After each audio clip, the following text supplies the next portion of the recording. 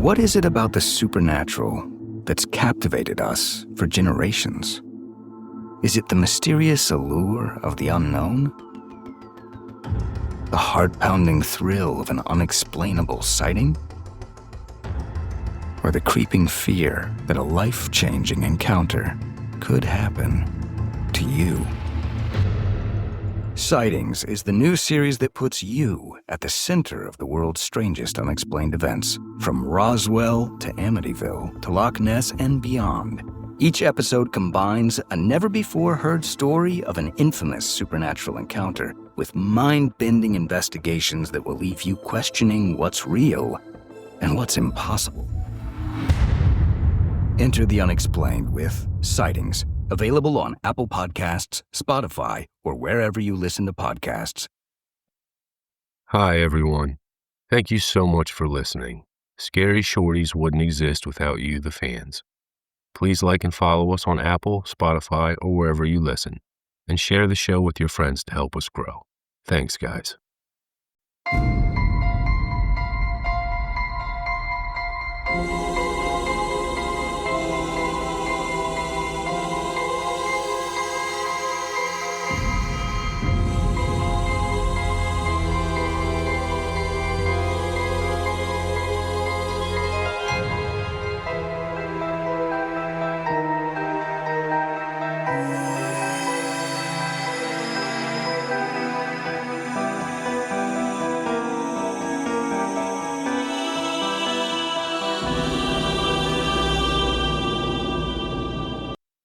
The Girl in the Drain, written by Anthony Zicari, read by Drew Grimm. Eddie Mercer hated the drains. He'd been with Public Works for nearly 15 years, crawling through the arteries of Claybrook, a town so small it didn't even bother putting up population signs. Some guys on the crew didn't mind the sewers. Some even liked them, in the way only lifers could convince themselves they did. But Eddie, he hated the way the sound carried down there. How even the tiniest drip echoed like a footstep. He hated how a trickle of light from a manhole could vanish behind you, leaving you blind in a heartbeat if your headlamp went out. He hated the smell most of all, like wet pennies and spoiled meat.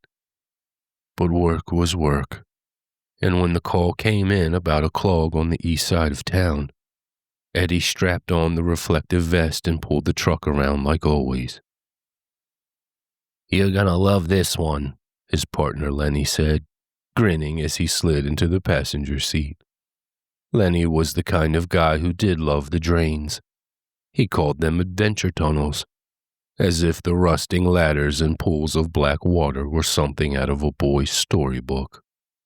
Eddie had once told him he was out of his mind, but Lenny just shrugged.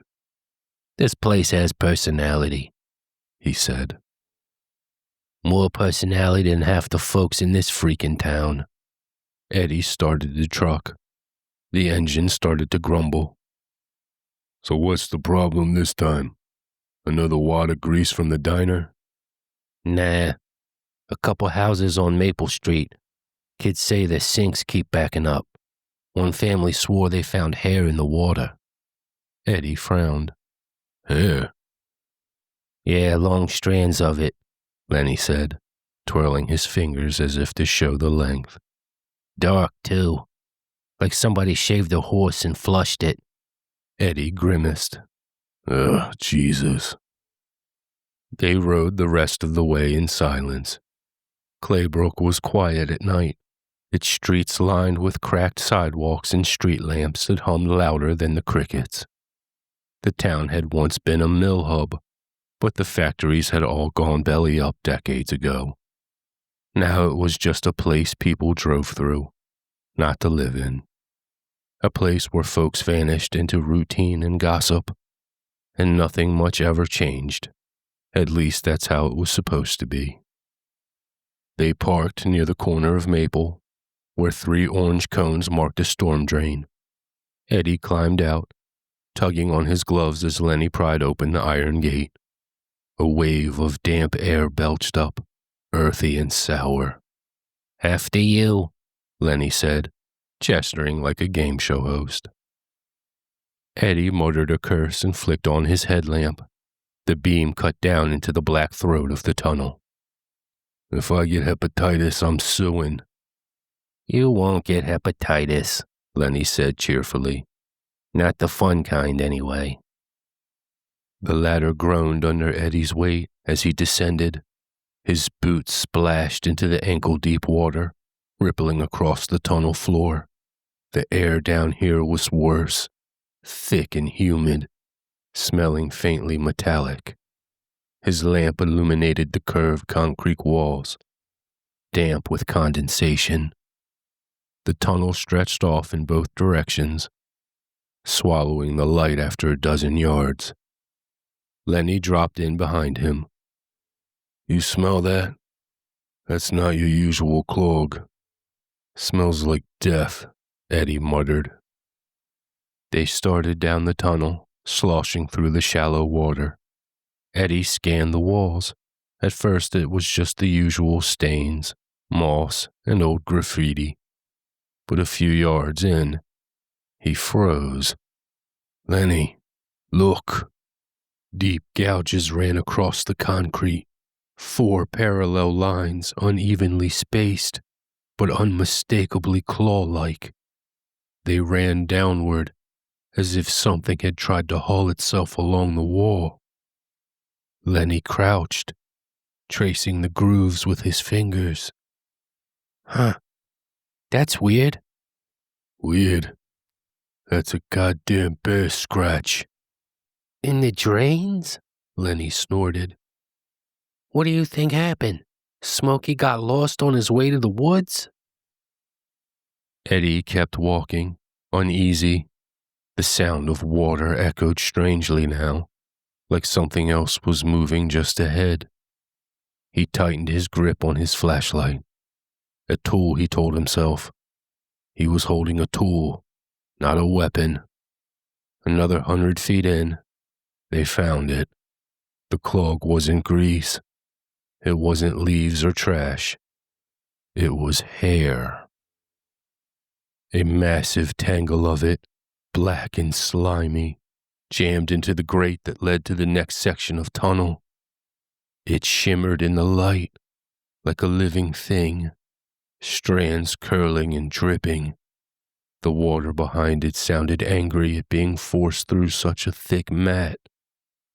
"Jesus Christ," Eddie whispered. Lenny whistled low. "That's a lot of shampoo." "Don't joke about this." Eddie crouched, reaching toward it reluctantly. A strand floated free and brushed his glove, clinging like spider silk. He shook it off, stomach turning. "Where the hell would this much hair come from?" "Maybe a wig factory clogged their line," Lenny offered. But even he didn't sound convinced. They worked at it for nearly half an hour, cutting away chunks with their tools, stuffing them into garbage bags. The strands were strong, ropey, slick with some kind of oil that smelled faintly sweet, like rotting flowers. Eddie's arms ached by the time they cleared enough to let the water rush through. "Finally," he muttered to himself, tossing the last dripping wad into a bag. That's when they heard it. A sound from further down the tunnel. Not the drip of water, not the scuttle of rats. A voice. It was faint, but unmistakable. A girl's voice, and she was singing. Both men froze. The notes carried eerily, like a lullaby sung underwater. Eddie's mouth went dry. "You're hearing that too, right?" Lenny whispered. Eddie nodded. The singing stopped. The silence that followed was worse. Then, From somewhere ahead came a splash. Not a drip, not a trickle, a deliberate step. Eddie's light trembled as he lifted his head. The tunnel stretched on, black and endless. Something moved at the edge of the beam. Just for a second. Something pale, like a face.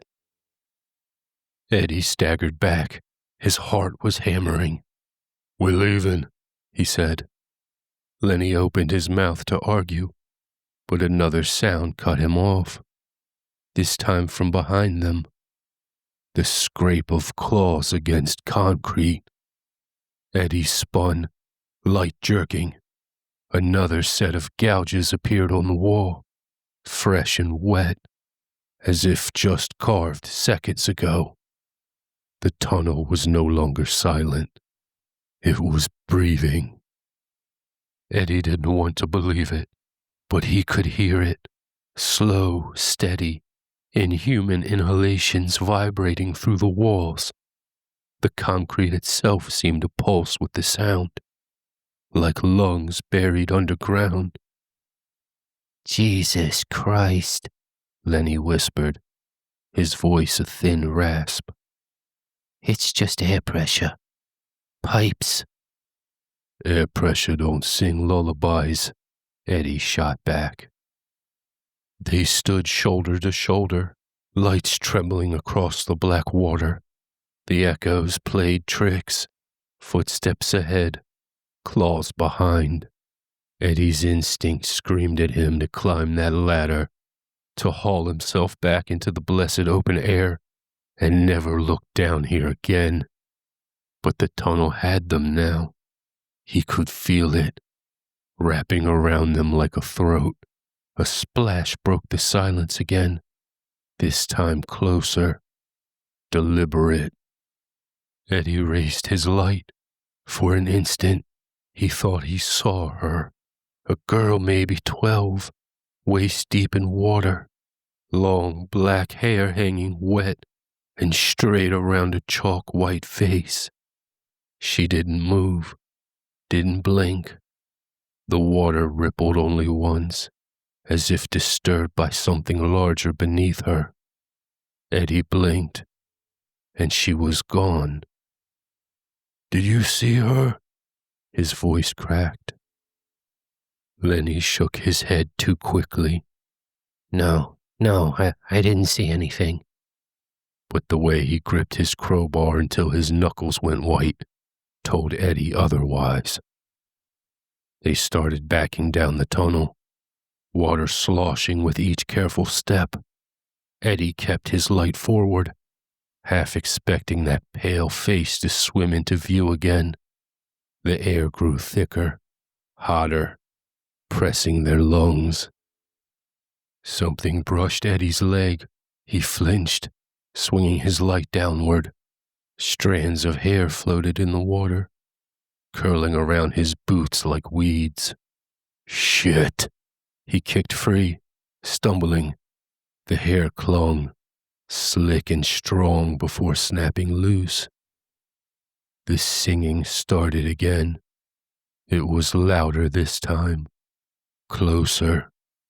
The same lullaby, rising from the water itself, notes bending as if sung through a mouthful of liquid. Eddie's chest tightened. His father used to hum something like that when he was small, rocking him half asleep on the porch swing. But this wasn't comforting. This was wrong, dretched and soured, the melody bleeding rot. Lenny's flashlight beam shook wildly. "Eddie!" From the corner of his eye, Eddie caught movement, a figure crawling along the tunnel wall, not walking, crawling. Limbs bent backwards, hair dragging in the water. The light hit its face for just a heartbeat, a pale mask of skin with a mouth far too wide, stretching from ear to ear, teeth glinting like broken glass. Then it was gone, dissolving into the dark like it had never been. Eddie's body acted before his brain. He grabbed Lenny's vest and yanked. "We gotta run." They splashed through the water, stumbling over unseen dips and rises in the concrete floor. The tunnel swallowed the sound of their footsteps, amplifying the frantic gasps, the slaps of boots, and the distant echo of something following. Up ahead, the ladder gleamed in Eddie's beam like salvation. "Go!" Eddie barked at Lenny. Lenny scrambled up, crowbar clanging against the rungs. Eddie waited below, heart battering his ribs. The singing had stopped, replaced by another sound, the rush of water moving against the current, toward them. Something was coming fast, dragging the current in its wake. "Move your ass," Eddie shouted. Lenny hauled himself through the manhole above. Eddie grabbed the ladder, boots slipping as he climbed. The water below churned, frothing like something enormous had broken the surface. He was up 3 rungs when something grabbed his boot. Eddie screamed, kicking hard. The grip held, pulling him down with steady, patient force. He clung to the ladder, metal biting his palms. Then came the whisper, right against his ear, though no one was there. A girl's voice, faint but distinct. "Stay with me," Eddie roared, adrenaline bursting through him, and kicked again. The thing's grip slid free, but not before a searing pain tore across his ankle. Claws or teeth, he couldn't tell. He scrambled upward, dragging himself through the manhole. Lenny grabbed his arm, hauling him onto the street. They slammed the grate shut. For a long moment, they both lay sprawled on the pavement, gasping for air. The night air was sharp and clean, almost shocking. Eddie's ankle throbbed. He pulled off his boot and winced. 3 deep gouges raked across the skin, blood seeping through the sock. "Jesus, Eddie," Lenny muttered. That thing grabbed you." Eddie stared at the dark slit of the drain. The hair, the singing, the pale face. None of it made sense. None of it belonged in Claybrook. But he knew what he felt on his leg. "Whatever it was," Eddie rasped, "it's still down there." Lenny sat up, eyes darting across the empty street. "Eddie, we gotta tell someone. The cops, the mayor, somebody." Eddie shook his head. "Tell them what? That the sewer's haunted? That the little girl's living under Claybrook, singing in the pipes? They'll laugh us out of town, or put us in the loony bin." The street was too quiet. The houses nearby stood dark, shutters drawn. A dog barked once, far off, then silenced as if smothered. Eddie forced himself to his feet, limping. "We gotta go back to the station. Write the report. The clog was cleared. Nothing more. Got it?" Lenny's face twisted. "Are you insane? That thing nearly killed you." "No one's gonna believe it." Eddie's voice was sharp, final. "Not until it takes someone else." They drove back without speaking, both jumpy at every shadow that crossed the road. Eddie couldn't shake the sensation of waterlogged hair still clinging to his leg, or that whisper breathing against his ear. At the station, Eddie filled out the report with stiff hands. Standard clog, debris removed, Line cleared. Nothing unusual. But when he slipped off his jacket to hang it up, he froze. Strands of long black hair clung to the fabric, wet, curling. Lenny saw it too. His face went pale. "Oh, fuck, Eddie. It followed us." Eddie didn't answer, because in the silence of the station, he could hear it again, faint, low, a lullaby, rising from the drain in the corner of the room. The lullaby rose from the drain like steam. Eddie staggered back from the corner of the station, his blood running cold. He told himself it was in his head, that he was shaken, exhausted, hallucinating. But the sound filled the room, soft and deliberate, the same warped melody. Lenny's face had gone corpse white. "It followed us. Oh, Jesus Christ, it followed us," he screamed. The singing stopped. From the drain, something shifted, the scrape of nails against steel, deliberate and slow, like someone testing the grate from below. "Nope," Lenny muttered, backing toward the door. "Nope, nope, nope, no fucking way, no!" The grate rattled violently. Then, silence. Eddie's ankle throbbed. He limped to the locker, yanked out the biggest wrench he could find, and pointed it at the drain like a spear. He knew it was useless, but the weight in his hands kept him from shaking. "Lenny, get the truck," Eddie yelled.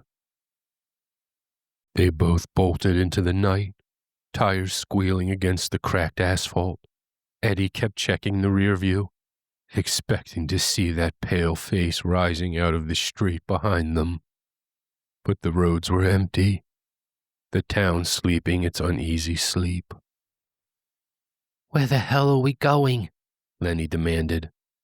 "The school," Eddie said before he could think. Lenny shot him a look. "The school? Are you kidding me?" Eddie gripped the wheel tighter. He couldn't explain why, but he knew. The lullaby, the hair in the pipes, the whispers. It wasn't about him or Lenny. It was about the kids. They pulled up outside Claybrook Elementary, its windows dark, the various playground equipment swaying gently in the night wind. Eddie killed the engine. The silence was heavy, like the town itself was holding its breath. They crept toward the building. The main doors were locked, but Eddie forced a side window open, ignoring the pain in his ankle as he hauled himself inside. The hall smelled faintly of chalk and cleaner, the kind of smell that should have been comforting. But the silence hollowed it out, made it sterile. Then they heard it. Children. Not laughter, not shouts, but weeping, faint muffled sobs drifting from somewhere below. The basement. They moved toward the stairwell, every step echoing too loud. Eddie's heart pounded as they descended, the air growing damp, rank with mildew and something sweeter, rotting. The basement door creaked open, and the sobbing stopped. And the lullaby began again. This time it wasn't distant. It was right there, curling through the dark like smoke. Eddie's light swept across the room. At first he thought the walls were coated in mold. But no. Hair. Long, black strands hanging from the ceiling, spreading across the floor, pulsating faintly like roots.